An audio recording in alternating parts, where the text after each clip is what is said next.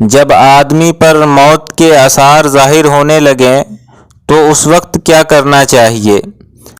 اکثر لوگوں کو دیکھا گیا ہے کہ وہ میت سے کلمہ پڑھواتے ہیں۔ اس سلسلے میں شریعت کا کیا حکم ہے؟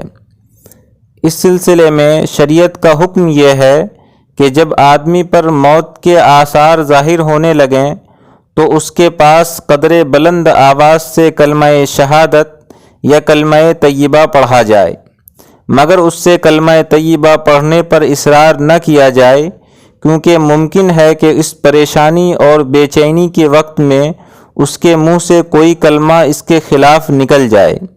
نیز میت کے قریب سورہ یاسین اور سورہ رعد پڑھنا بھی مستحب ہے، اس سے روح کا نکلنا آسان ہو جاتا ہے۔